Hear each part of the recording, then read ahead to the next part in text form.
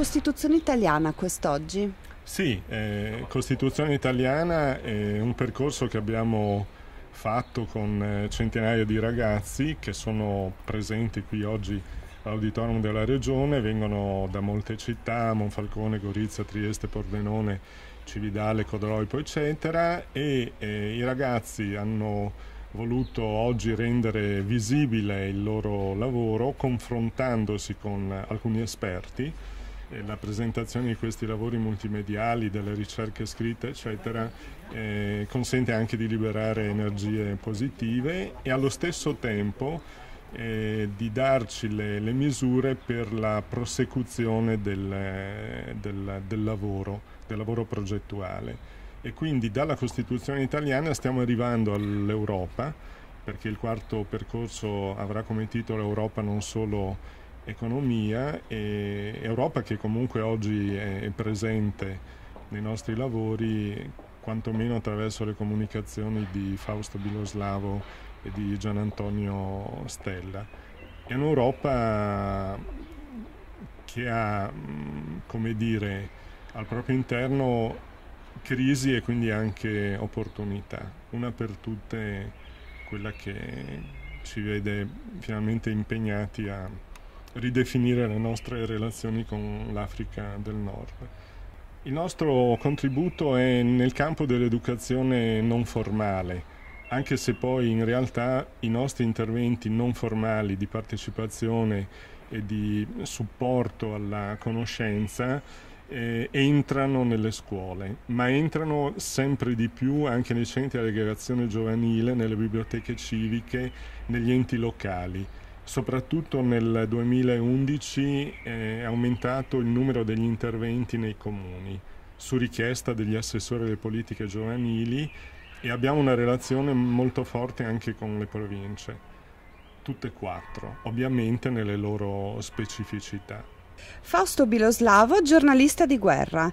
In che senso l'Italia ripudia la guerra come strumento di offesa alla libertà degli altri popoli? Ma questo è un passo di un articolo fondamentale della Costituzione, l'articolo 11, che però purtroppo cozza un po' con la realtà, nel senso che noi, soprattutto da dopo l'11 settembre, siamo impegnati in una serie di guerre di pace, che è una contraddizione in termini, ma insomma questa un po' è la realtà sul terreno in giro per il mondo, a cominciare dall'Afghanistan, siamo stati in Iraq, siamo in Libano e adesso è di stretta attualità, partecipiamo all'intervento armato, all'offensiva dal cielo in Libia.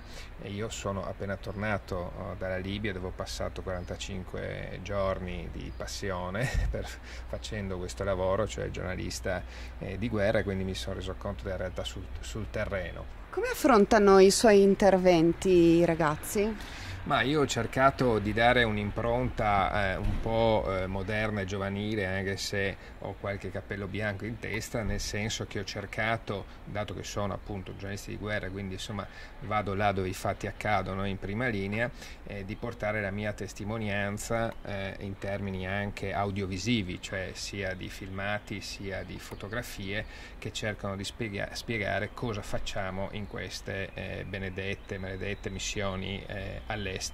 Un modo interattivo anche per presentare l'esperienza. Sì, esatto, e loro penso che siano rimasti soddisfatti, ma soprattutto io sono rimasto soddisfatto anche del loro lavoro, del lavoro degli studenti, per esempio in particolare al liceo Grigoletti di Pordenone, dove hanno fatto un grandissimo, secondo me, lavoro di montaggio del mio stesso intervento, insomma, in cui appunto c'erano poi gli interventi e le opinioni diverse fra loro da parte degli studenti, da parte dei giovani, perché questo bisogna sollecitare il loro interesse e anche il loro dibattito. Cosa gli consigliamo? Ma io gli consiglio che in ogni caso l'aspetto fondamentale per capire i nostri tempi e quindi capire il passato e affrontare il futuro è quello di informarsi, ed informarsi non per stereotipi, ma cercando attraverso più fonti, per esempio più giornali, più testate televisive, di seguire un evento e di non farlo solo su internet, dove ci sono anche un sacco di immondizia, o solo attraverso i telefonini. Consiglierebbe di fare il suo mestiere? Sì, lo consiglio a chiunque ha una passione vera per questo tipo di lavoro, che è un lavoro pericoloso, difficile, che non si fa per soldi, perché la vita non ha prezzo, ma che si fa se si ha la passione della testimonianza e anche la passione di raccontare le guerre. Che sono cose anomale ovviamente per noi che fortunatamente viviamo in pace da oltre mezzo secolo, ma che purtroppo sono una realtà sempre più terribile e costante nel panorama del mondo che ci circonda. Andrea Busato, insegnante del liceo Grigoletti di Pordenone, ha fatto i laboratori con Fausto Biroslavo, giornalista di guerra. Com'è andata? Come hanno reagito i ragazzi? Ma è stata un'esperienza molto positiva, perché i ragazzi sono stati chiamati non tanto a prendere atto del contenuto relativamente semplice, breve, poche righe dell'articolo 11 della Costituzione italiana, ma proprio ad attivarsi in un percorso, per carità, non molto lungo, però significativo, per cui abbiamo cominciato con un'attività di preparazione in classe, prima, cercando di studiare a partire dalla conoscenza della Costituzione, quali sono stati i conflitti nei quali l'Italia più o meno ufficialmente si è in realtà impegnata, soprattutto negli ultimi decenni. Abbiamo parlato in particolare di Afghanistan e Iraq con i ragazzi, e poi abbiamo fatto l'incontro con Biloslavo in cui la sua esperienza di inviato di guerra, che poteva raccontare come le cose avvengono veramente, ha direi coinvolto i ragazzi in maniera molto forte. Tra l'altro Biloslavo è stato bravissimo nel coinvolgere i ragazzi, cioè non nell'evitare di farne una lezione frontale, ma veramente nello stimolarli a tirare fuori quelle che sono state le loro idee. Aggiungo che abbiamo avuto l'occasione di fare un laboratorio anche di preparazione tecnica con Giorgio Simonetti, che ci ha portato a produrre un video per cui i ragazzi stessi, una parte di loro che si erano preparati tecnicamente a farlo, hanno allestito nella nostra aula video dell'Istituto del Grigoletti, in cui abbiamo tenuto questo incontro, un vero e proprio studio di ripresa, diciamo, televisiva, anche se con mezzi, diciamo, relativamente amatoriali. Hanno lavorato veramente parecchie ore e hanno prodotto un video che diciamo ha anche una qualità tecnica, insomma, significativa.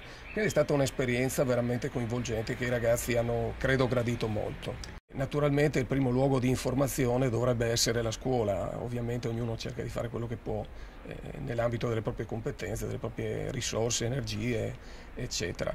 Poi naturalmente molto avviene a livello di comunità, i ragazzi fanno parte di gruppi nei quali sicuramente si discute. Ho visto nel dibattito che è venuto fuori che i ragazzi come dire, avevano delle opinioni, molte di queste sembravano formate un po' proprio all'interno di gruppi giovanili di comunicazione, non so, sono venute fuori delle posizioni abbastanza chiaramente identificabili come legate ad una cultura di tipo cattolico oppure ad una cultura di tipo progressista.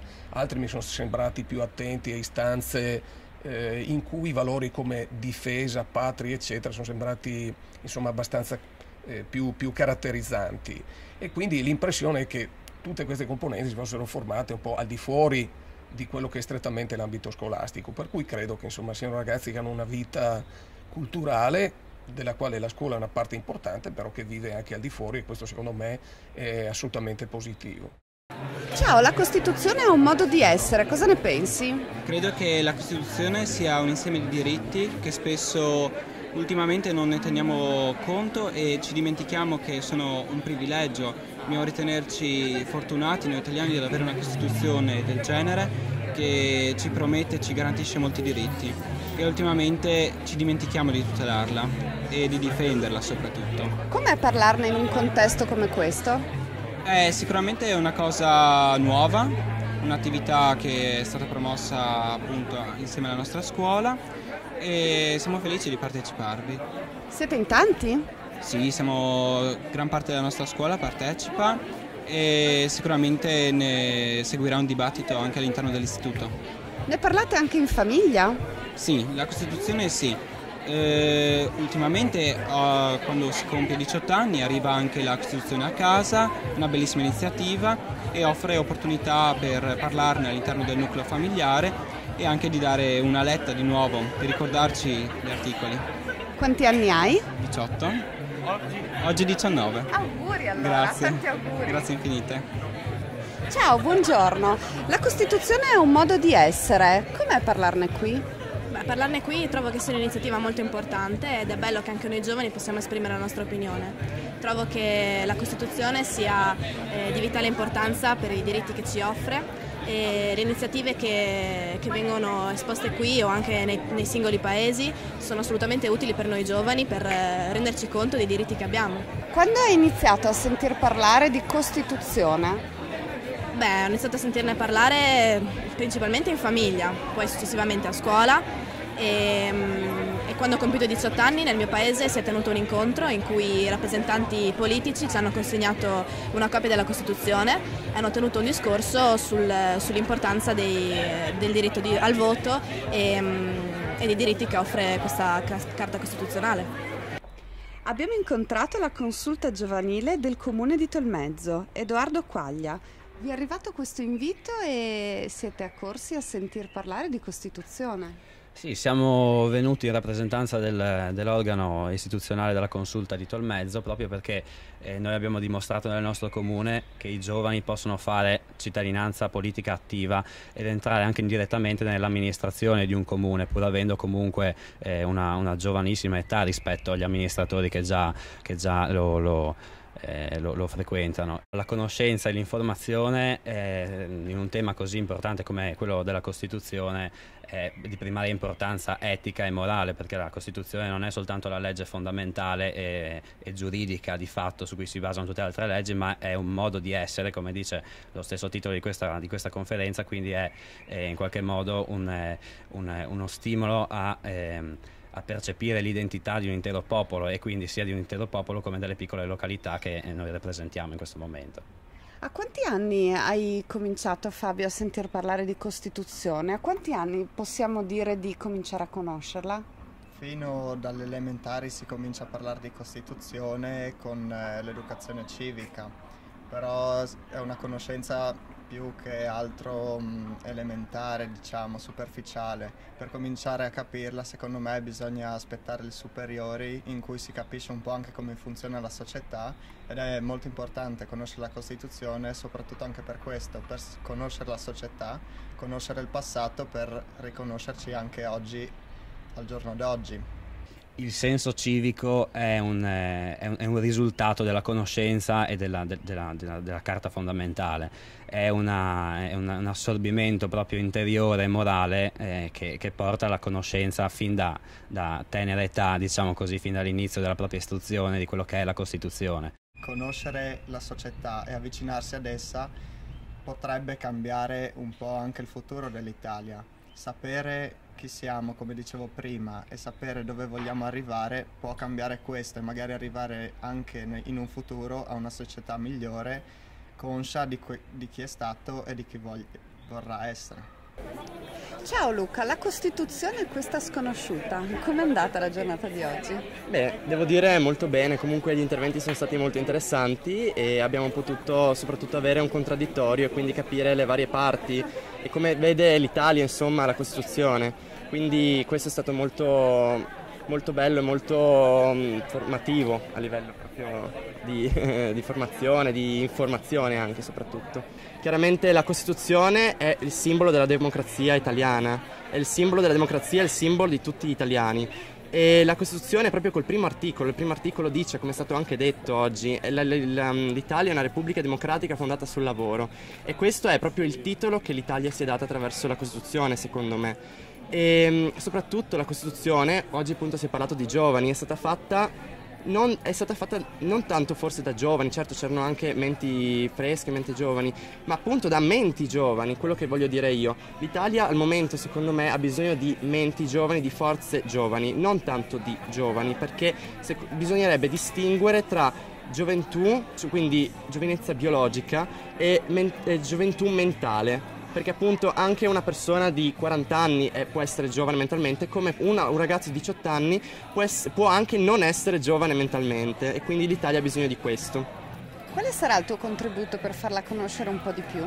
Beh, io al momento, allora la politica mi affascina molto, perché la politica, allora in Italia si tende a dire appunto che la politica va svecchiata, occorrono delle forze nuove, delle menti giovani come appunto ho detto, però il problema è che quando si presenta una forza giovane, una mente giovane, non si dà molta fiducia, si tende a non avere fiducia di questa persona. E io sinceramente credo molto nella politica, credo molto nella rivoluzione che deve partire dai giovani e appunto mi interesso appunto di politica tantissimo e mi occupo, al momento mi sono candidato nel mio paese, a Palmanova, per il consiglio comunale e la cosa mi affascina molto proprio a livello di esperienza, a livello di tante cose anche formative e informative. Allora, nella mia famiglia si parla molto di Costituzione, si parla molto di politica, noi seguiamo moltissimi programmi televisivi, ma non solo, anche ci informiamo attraverso giornali, attraverso moltissimi mass media e soprattutto in famiglia tendiamo a confrontare la politica, la situazione italiana con la situazione estera. Io stesso ho trascorso 6 mesi in Australia, ho studiato 6 mesi in Australia a 15-16 anni e lì ho potuto ho potuto conoscere proprio di persona la diversità che c'è in Australia, ad esempio. Ho conosciuto anche quella realtà americana, la realtà inglese, ho trascorso dei periodi di studio anche lì. E la politica, proprio la visione che ha la società della politica, proprio la visione che ha la società di se stessa in questi paesi è diversa. Io ho notato in Australia, la cosa che mi ha colpito molto è il senso civile, il senso di società, il senso di collaborazione che c'è tra le persone.